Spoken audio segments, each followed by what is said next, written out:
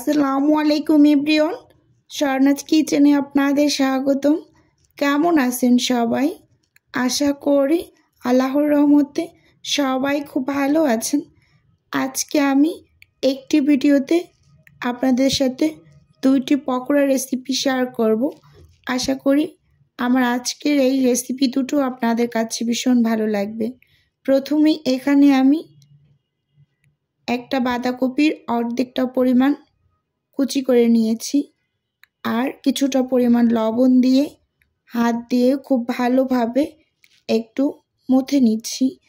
এখানে বাঁধাকপির পকোড়া তৈরি করব, সেজন্য প্রথমেই কিন্তু লবণ দিয়ে বাঁধাকপিগুলোকে খুব ভালোভাবে হাত দিয়ে একটু মথে 10 মিনিটের মতো আমি ঢাকনা দিয়ে ঢেকে রেস্টে রেখে দেব। 10 মিনিট পর ঢাকনা খুলে দেখিয়ে দিচ্ছি। দেখুন, বাঁধাকপিগুলো কিন্তু আগের থেকে অনেকটা নরম হয়ে আসছে। এই পর্যায়ে হাত দিয়ে খুব ভালোভাবে চেপে চেপে পানিগুলোকে বের করে নেব। আপনার গায়ে যতটা পরিমাণ শক্তি আছে ঠিক ততটা শক্তি দিয়েই কিন্তু এই কাজটা করে নেবেন, তাহলে কোনো পানিই থাকবে না বাঁধাকপির ভিতরে।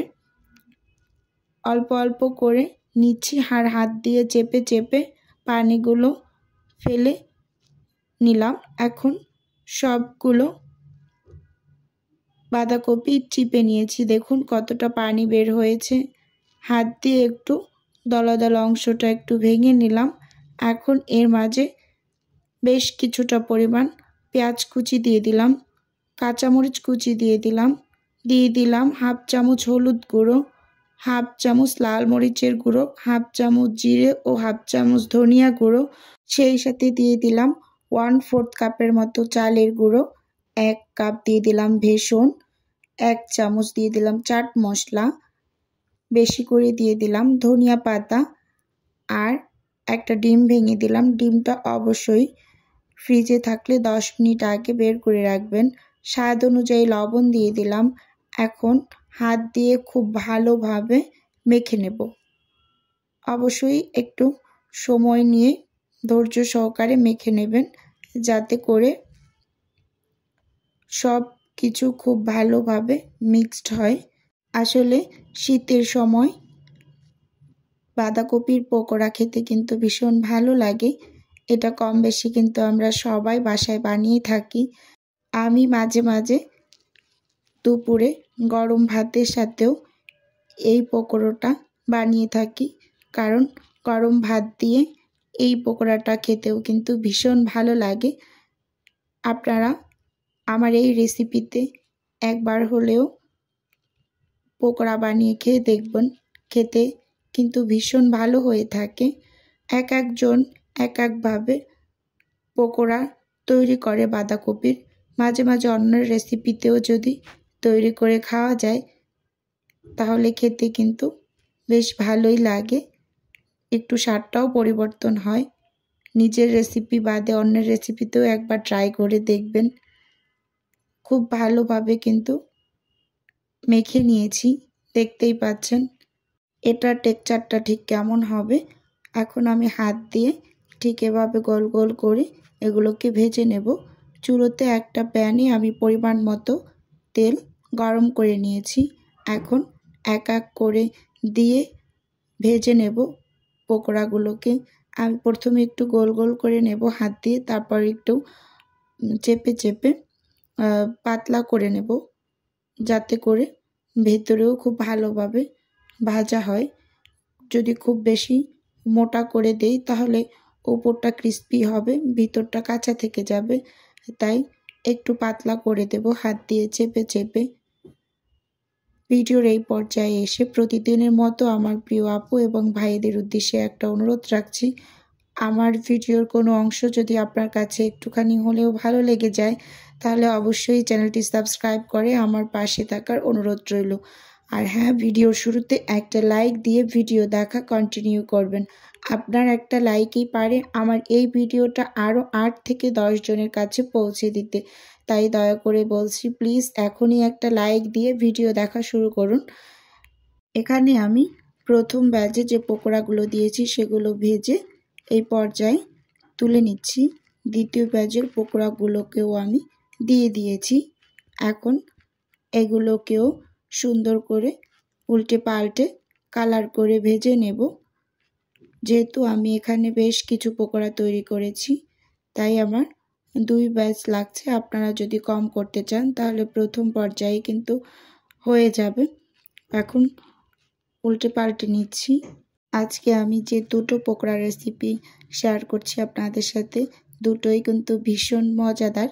শীতের সিজনে কিন্তু আমরা সবাই এই কম বেশি পকোড়াগুলো তৈরি করে থাকি বাসায়। আপনারা আমার এই রেসিপিতে একবার বানিয়ে খেয়ে দেখবেন। এখন একটা একটা করে তেল ঝরিয়ে পকোড়াগুলোকে তুলে নিচ্ছি। আপনাদের সাথে একটু শেয়ার করে দেখিয়ে দিচ্ছি। দেখুন পকোড়াগুলো কিন্তু সব ভেজে নিয়েছি আর দেখতে ভীষণ সুন্দর হয়েছে আর খেতে তো অসাধারণ হয়েছিল। আপনারাও এভাবে করে পকোড়া তৈরি করে খেয়ে দেখবেন। আশা করি খুবই ভালো লাগবে আপনাদের। একটা পকোড়া আমি একটু ভেঙে দেখিয়ে দিচ্ছি। ভিতরটাও খুব সুন্দরভাবে ভাজা হয়েছে দেখুন। এখন আমি আমার দ্বিতীয় রেসিপি শুরু করব। সেজন্য চুলোতে একটা প্যানে পরিমাণ মতো পানি দিয়ে দিয়েছি আর সেই সাথে কিছুটা পরিমাণ লবণ দিয়ে দিলাম। এখন বেশ কিছুটা সময় পর পানিতে যখন বলক চলে আসবে ঠিক ওই পর্যায়ে আমি ফুলকপিগুলোকে দিয়ে দেব। এখানে আমি পকোড়া তৈরি করার জন্য ফুলকপিগুলোকে ছোট ছোট করে কেটে নিয়েছি। এগুলোকে 80% মতো একটু সেদ্ধ করে নেব। ফুলকপিগুলোকে পুরোপুরি সেদ্ধ করা যাবে না, তাহলে ফুলকপিগুলো ভেঙে যাবে। তাই 80% মতো যখন সেদ্ধ হয়ে আসবে তখন এটাকে নামিয়ে নেব। হালকা করে একটু নেড়ে চেড়ে নিচ্ছি। দেখতেই পাচ্ছেন ফুলকপিগুলো অনেকটা সেদ্ধ হয়ে আসছে। এখন চামচ দিয়ে ফুলকপিগুলোকে তুলে নিচ্ছি। এই ফুলকপিগুলোকে পুরোপুরি আমি ঠান্ডা করে নেব। আর এখানে আমি একটা বাটিতে প্রথমে নিয়ে নিলাম 1/4 কাপ চালের গুঁড়ো, 1/4 কাপ নিয়ে নিলাম বেসন, সেই সাথে 1/4 কাপ নিয়ে নিলাম কর্নফ্লাওয়ার, স্বাদ অনুযায়ী দিয়ে দিলাম লবণ আর হাফ চামচের মতো দিয়ে দিলাম লাল মরিচের গুঁড়ো, হাফ চামচের মতো হলুদ গুঁড়ো, সামান্য কিছুটা পরিমাণ জিরা ও ধনিয়ার গুঁড়ো, সেই সাথে 1 চামচ দিয়ে দিলাম চাট মশলা, 1 চামচ আদা রসুন বাটা, সামান্য কিছুটা পরিমাণ দিয়ে দিলাম পানি। এখন হ্যান্ড উইক্স দিয়ে খুব ভালোভাবে মিশিয়ে নিচ্ছি। এখানে অল্প অল্প করে পানি অ্যাড করে আমি বেসন এর গোলাটা রেডি করে নেব। অবশ্যই অল্প অল্প করে পানি অ্যাড করবেন। একসাথে খুব বেশি পরিমাণ পানি দিয়ে দিলে এই ব্যাটারটা অনেকটা পাতলা হয়ে যাবে। তাই অল্প অল্প করে সাবধানতার সহিত পানি অ্যাড করে এই ব্যাটারটা রেডি করে নেব। দেখতেই পাচ্ছেন আমি কিন্তু অল্প অল্প করে পানি অ্যাড করছি আর ব্যাটারটা রেডি করে নিচ্ছি। খুব বেশি পরিমাণ যদি পানি দিয়ে ফেলি একসাথে তাহলে ব্যাটারটা এতটা বেশি পাতলা হবে, ফুলকপিগুলো ঠিকঠাক মতো কোট করা যাবে না। এই পর্যায়ে আমি বেশি করে ধনিয়া পাতা দিয়ে দিলাম এই ব্যাটারের ভিতরে। ধনিয়া পাতাটা ঠিক এই পর্যায়ে অ্যাড করবেন। খুব ভালোভাবে নেড়ে চেড়ে নিলাম একটু।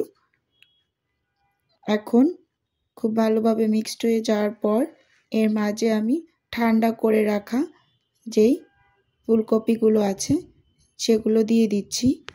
এখন হাত দিয়ে খুব সাবধানে কোট করে নিতে হবে এই ব্যাটারের মাঝে।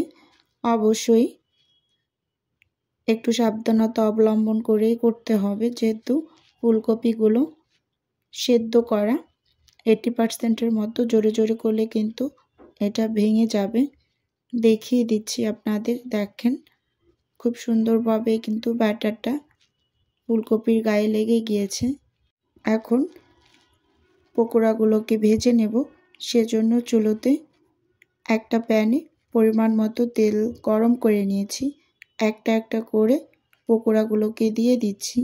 দেখতেই পাচ্ছেন, আসলে ফুলকপি বা বাঁধাকপি যে কোনো পকোড়া তৈরি করার সময় কিন্তু তেলের পরিমাণটা একটু বেশি দেওয়া লাগে। একটু ডুবো তেলেই ফ্রাই করতে হয়, তাহলে খুব ভালোভাবে কিন্তু পকোড়াগুলো ভেজে নেওয়া যায়, মুচমুচেও হয় একটু বেশি। এখন সুন্দর একটা কালার আসার পর কিন্তু উল্টে দিচ্ছি এক পিস। এভাবে করে উল্টে দেবেন, 2 থেকে আড়াই মিনিট পরে উল্টে দেবেন। আর চুলোর আঁচটা কিন্তু এই পর্যায়ে মিডিয়ামের থেকে একটু কম মানে লোতে থাকবে। এরকম অবস্থায় কিন্তু পকোড়াগুলোকে ভেজে নিতে হবে। একদম হাই হিটে থাকলে কিন্তু উপর থেকে কালার চলে আসবে আর ভিতরটা ঠিকঠাক মতো হবে না, আর ক্রিস্পিনেসটাও আসবে না। তাই চুলোর আঁচটার দিকেও একটু খেয়াল রেখে পকোড়াগুলোকে ভেজে নিতে হবে। এখন আমি খুব সুন্দরভাবে একটু সবগুলোকে নেড়ে চেড়ে নিচ্ছি। খুব ভালোভাবে এগুলো ভেজে নিয়েছি, তুলে নিচ্ছি তেল ঝরিয়ে ঝরিয়ে। দেখুন কতটা ক্রিস্পি হয়েছে, দেখেই কিন্তু বোঝা যাচ্ছে। আর এই পকোড়াটা খেতে যে এতটাই মজা বলে বোঝাতে পারবো না। এখন আপনাদের সাথে একটু সার্ভ করে দেখিয়ে দিচ্ছি। দেখুন দেখতে কতটা ইয়াম্মি লাগছে, আর খেতে কিন্তু ভীষণ ভালো হয়েছিল।